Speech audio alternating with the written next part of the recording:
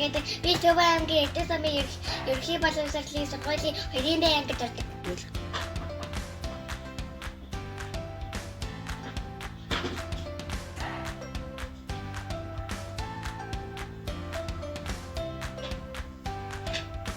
Би чулуу цагаар ном унших маш их дуртай.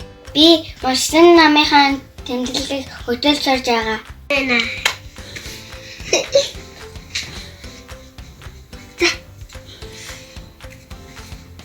Хаттай.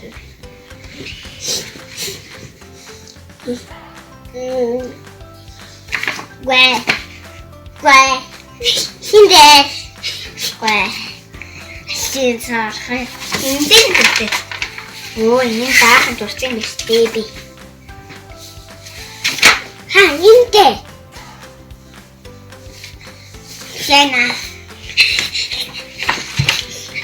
Хиндэ.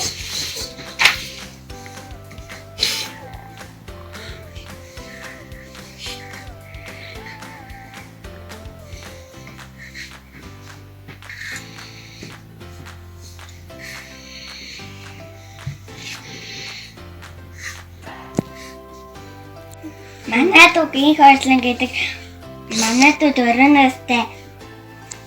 Дөө маань юм уншиж чаддаггүй болохоор би дүүтэй ном уншиж явдаг. Хараад инээ хөдөлгөөр доор удирсан мөг манайд ороод ирэх бодлоо. Би хадны нуугдаа цаашид юу болохыг тэгсэж ядан хүлээлээ. Эцтэй хаалгангол одоо хүн гарч ирлээ. Аав маань болов. Би минутанд 100 гаргаж уншдаг.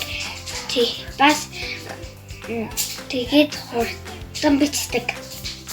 Ном уншиж сурснаас илүү хурдан уншиж сурдаг. Энэ бол манай гэрээ намын цаа. Би хаяа үлгэр унших дуртай эндээс ном аа. Би дүүдээ гоё үлгэр уншиж өгдөг. Би манайд үсэг сураагүй би дүүдээ үсэг сургадаг. Ном уншиж өгдөг. Манайд надад дүүр ном авч өгдөг. Миний дуртай бас гоё үлгэр энэ тэмдрийг хийж алдаг гоё номнууд дээр тавьчихдаг. Миний дуртай бас манай гэр зөндөө олон үлгэрийн ном байдаг. Би тэрний нэгнээс гоё үлгэр уншдаг.